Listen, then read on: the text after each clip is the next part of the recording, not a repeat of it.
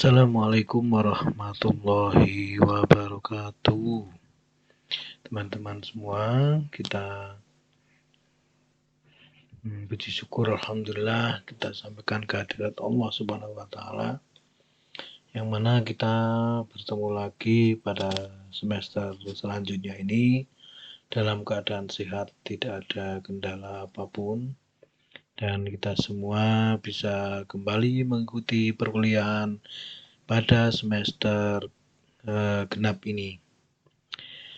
Pertama-tama saya meminta maaf belum bisa melakukan kuliah secara offline dikarenakan saat ini salah satu program studi di Fakultas Teknik dan Ilmu Komputer sedang melaksanakan atau mempersiapkan proses akreditasi, sehingga dosen-dosen semua terlibat dalam tim dan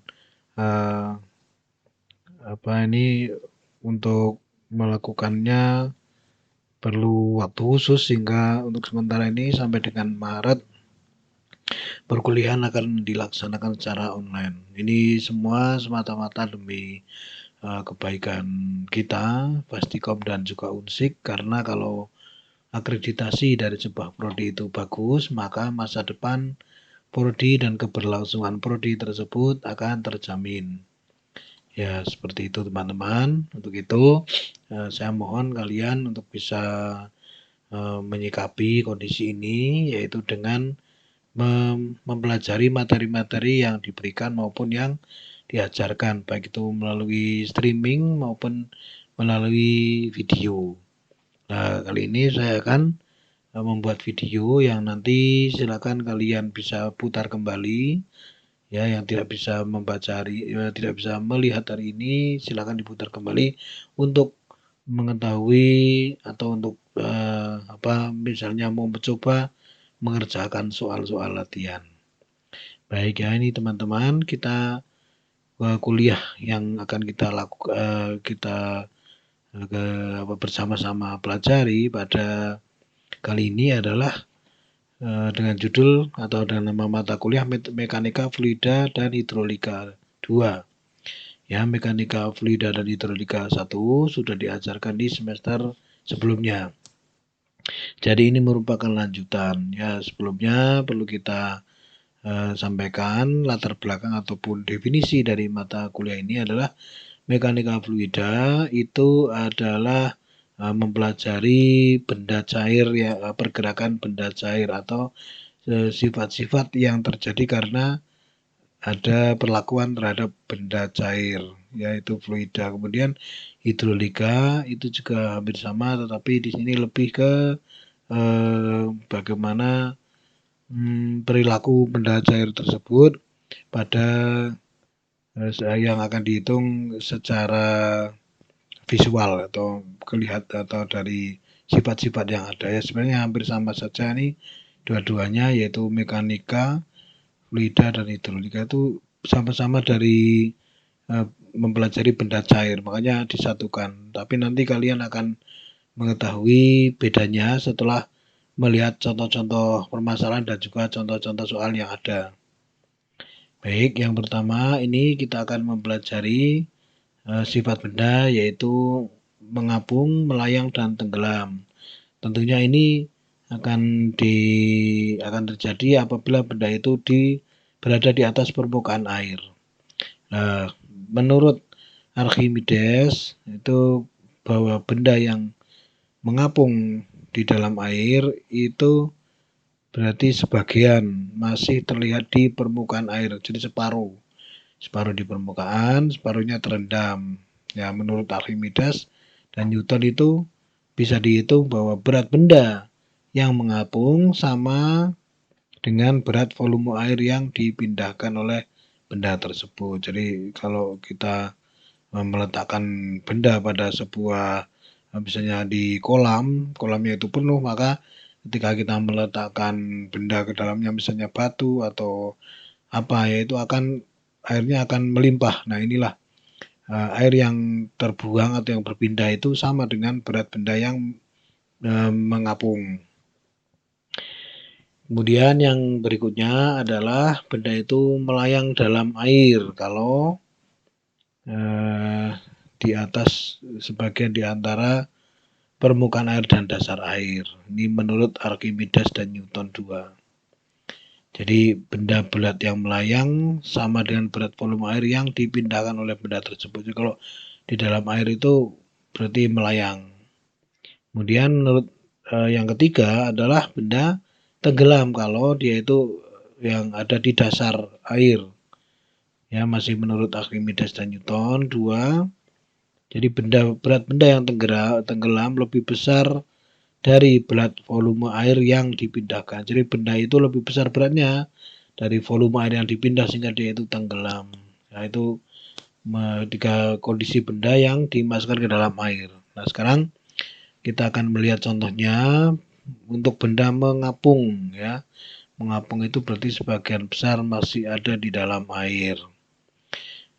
Nah, ini ada sebuah pertanyaan, ada sebuah kapal ya, berapa berat kapal ya, dan beban yang dapat dimuat oleh sebuah perahu dengan bentuk dasarnya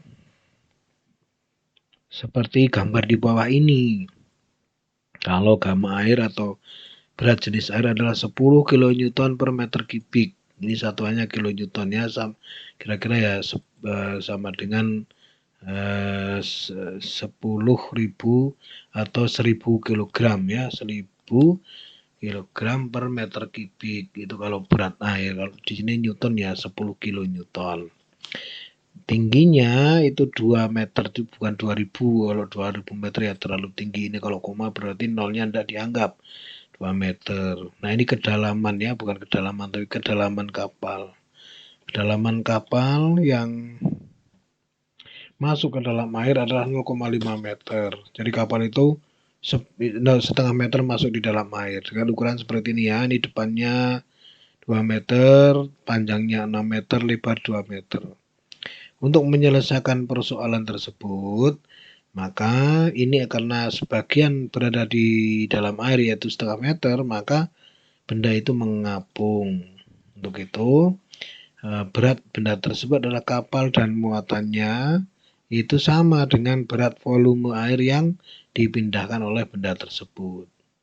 Ya, jadi ini kita tinggal menghitung berat dari kapal itu. Volume air yang dipindahkan oleh kapal sama dengan luas dasar kapal kali kedalaman kapal yang masuk air, yaitu volume air sama dengan 6 meter kali 2 meter itu yang persegi, ditambah setengah kali 2 meter kali 2 meter itu yang segitiga nih maksudnya. Ini luas persegi, ini luas segitiga. Segitiga setengah alas kali tinggi.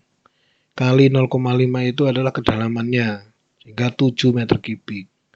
Maka berat air yang dipindahkan adalah W air sama dengan volume air kali gamma air, yaitu 7 meter kubik kali 10.000. Kali 10 kilonewton per meter kubik sama dengan 70.000 kilonewton. Maka berat kapal ditambah berat muatannya adalah sebesar 70 kilonewton.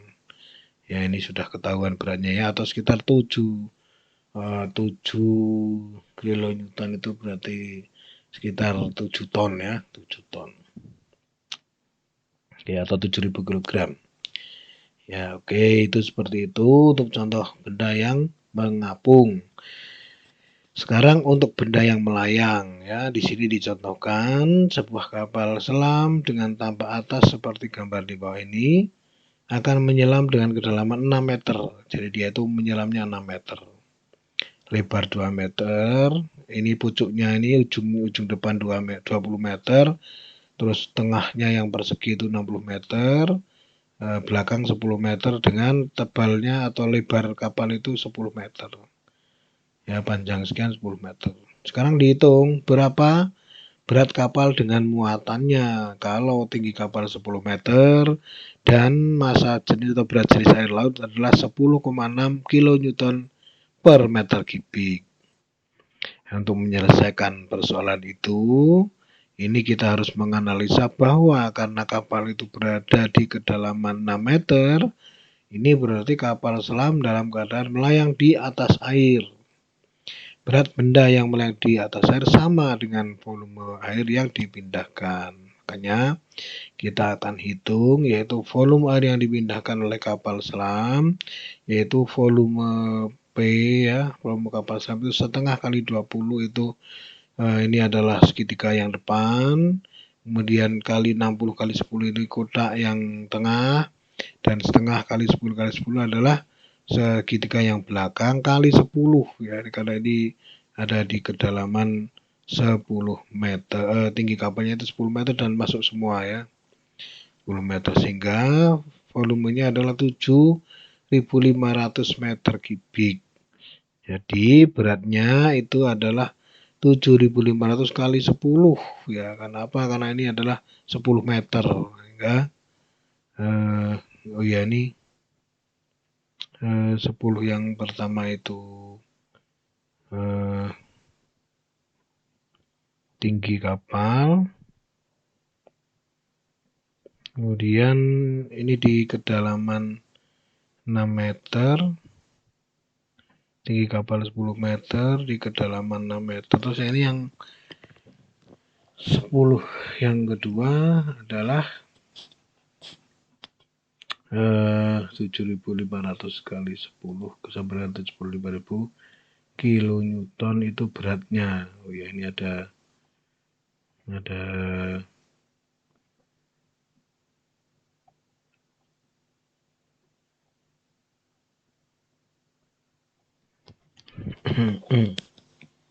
ya, ini mungkin ada kesalahan ya. Harusnya 7.500 kali 6 ini, bukan 10.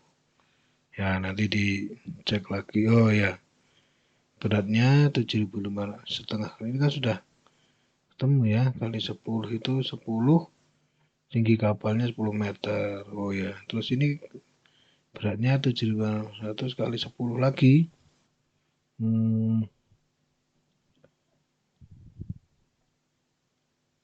Berat W sama dengan volume